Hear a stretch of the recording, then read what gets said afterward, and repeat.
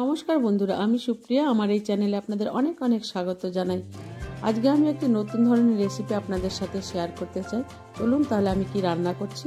আজ বাড়িতে ভাইপো এসছে, বললেন পিসি পায়েস ভাত খাবো। যেমন বলা তেমন কাজ। কড়াইতে জল বসিয়ে জল গরম করে টুকরো করা আলুগুলো ওই জলের মধ্যে দিয়ে দেব। একটা গাজর 4 টুকরো করে কেটে দিয়েছি, কাঁচা লঙ্কা দিয়ে দিয়েছি।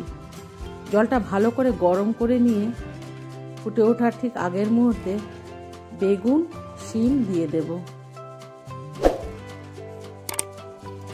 জলটা কিছুক্ষণ ফুটে ওঠার পর বেগুন শিম সব কিছুটা সময় সেদ্ধ হওয়ার পর গোবিন্দভোগ চাল ভালো করে ধুয়ে জলের মধ্যে দিয়ে দেব।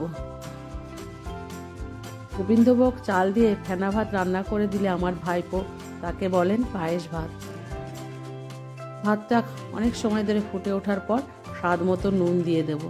খুন্তি দিয়ে ভালো করে নেড়ে চেড়ে দেব। শীতকালে ফেনা ভাত খেতে খুবই ভালো লাগে। কড়াইতে তেল দিয়ে 2 শুকনো লঙ্কা দিয়ে দেব। 1 চামচ জিরে দিয়ে দেব। ভালো করে ভেজে নামিয়ে নেব। যে আলুগুলো সেদ্ধ করেছিলাম সেইগুলো তুলে আমি মেখে নেব। শুকনো লঙ্কা জিরে নুন দিয়ে বেশ ভালো করে শুকনো লঙ্কাটাকে মেখে নেব।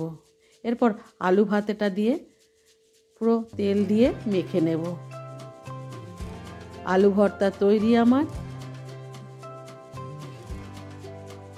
গরম গরম ভাতে ভাইপোকে সামান্য ঘি দিয়ে দিলাম, গরম গরম পরিবেশন করলাম। ভাইপো তো মহা খুশি। ধন্যবাদ।